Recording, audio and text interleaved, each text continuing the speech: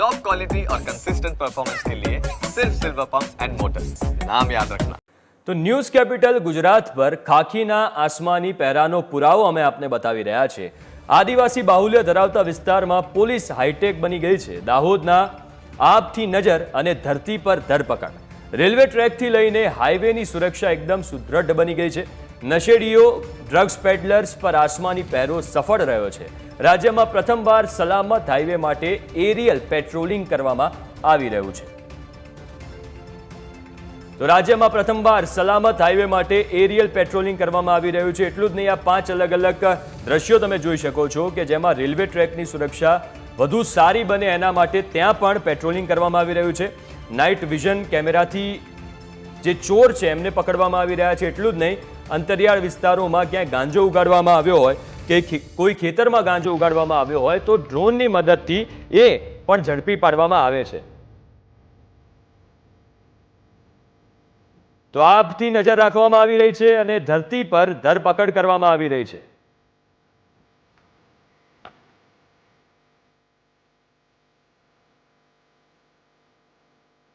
તો આપણી સાથે દાહોદના એસપી રાજદીપસિંહ ઝાલા સાહેબ જોડાઈ ગયા છે। સર, આપનું સ્વાગત છે ન્યૂઝ કેપિટલ ગુજરાત પર।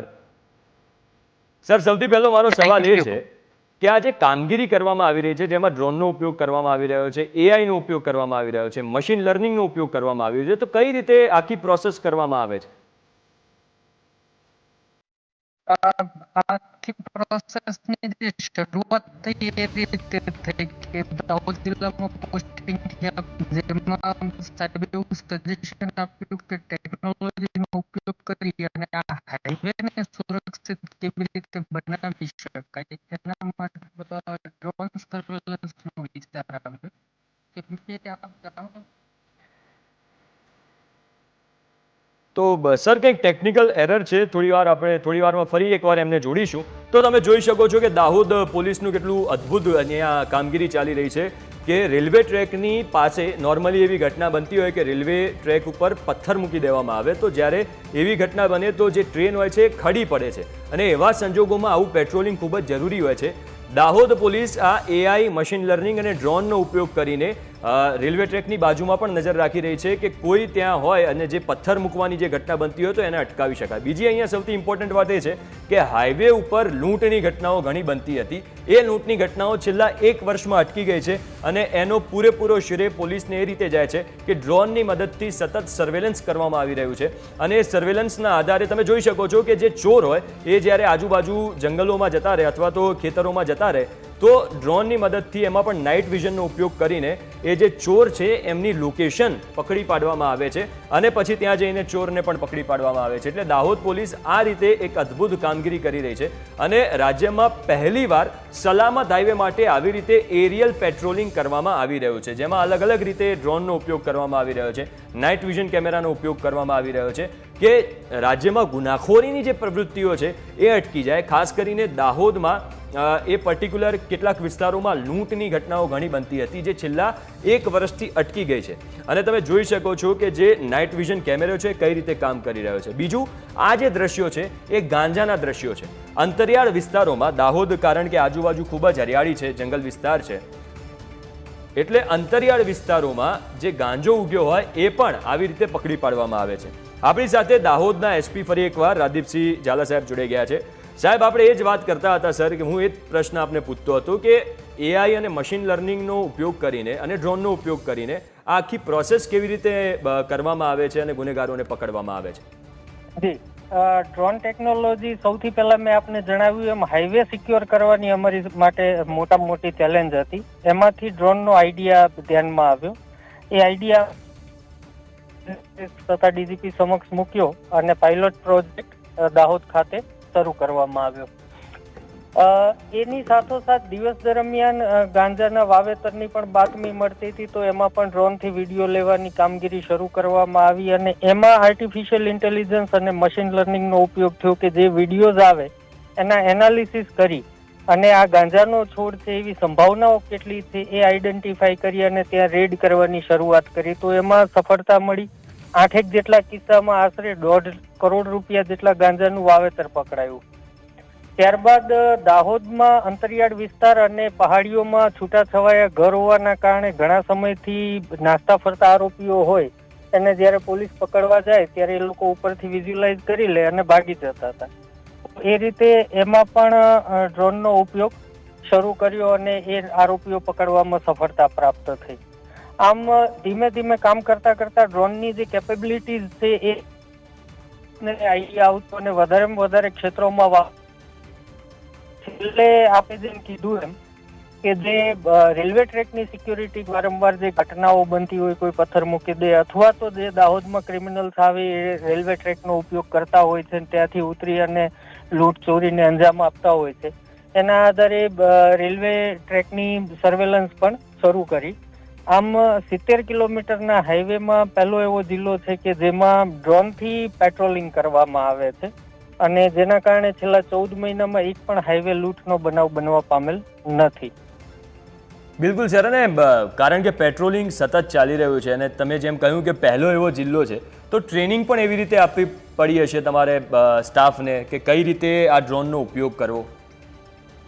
સદનસીબે ગુજરાત પોલીસમાં છેલ્લા ઘણા વર્ષોથી વાયરલેસ પીએસઆઈની ભરતીઓ કરવામાં આવી છે. આ પીએસઆઈ એન્જિનિયરિંગ ક્વોલિફિકેશન ધરાવતા હોય છે, તો બહુ ઇઝીલી એ લોકો ટ્રેન થતા ગયા અને જેમ કામ કરતા ગયા એમ અપગ્રેડ થતા ગયા અને એક્સપિરિયન્સ લેતા ગયા, એમ કામગીરીમાં સુધારો આવતો ગયો.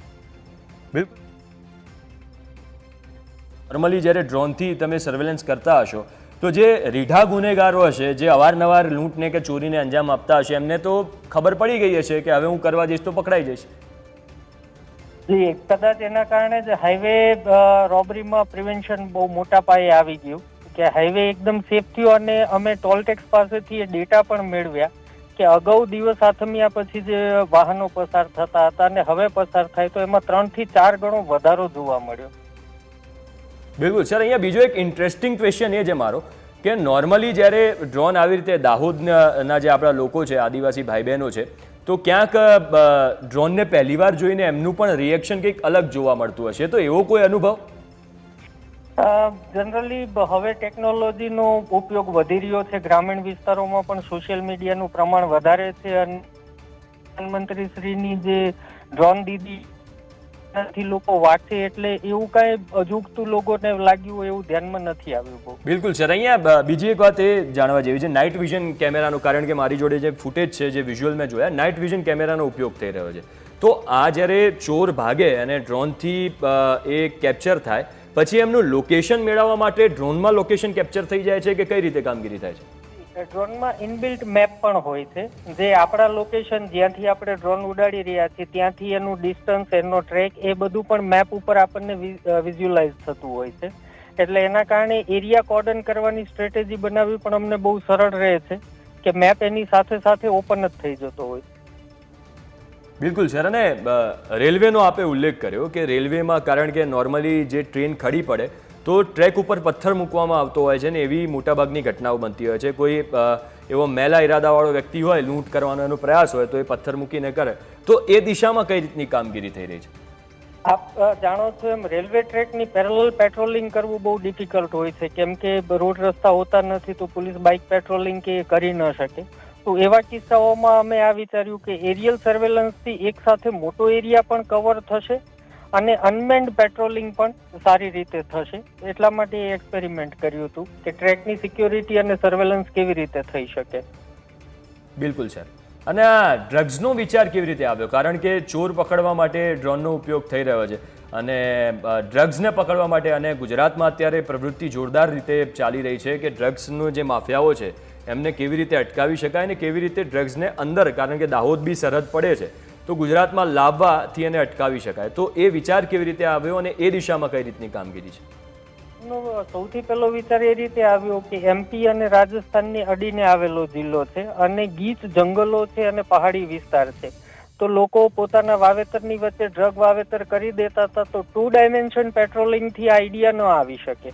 એટલા માટે એરિયલ સર્વેલન્સથી એ આઈડિયા આવે કે વચ્ચે વચ્ચે કોઈએ જો વાવેતર કર્યું હોય તો પકડી શકાય. એ જ રીતે દાહોદ જિલ્લામાં 20 જેટલી ચેકપોસ્ટો આવેલી છે, તો ચેકપોસ્ટ ઉપર તો કામગીરી થતી હોય પણ ત્યાંથી કોઈ વાહન છટકી જાય છે તો ડ્રોનથી એને ફોલો કરી અને પકડી શકાય છે. આમ નેસેસિટી મધર ઓફ ઇન્વેન્શન એ રીતે આ વિચાર આવતો ગયો અને આગળ વધતું ગયું. બિલકુલ સર, ખૂબ જ અદ્ભુત વાત આપે કરી છે. નેસેસિટી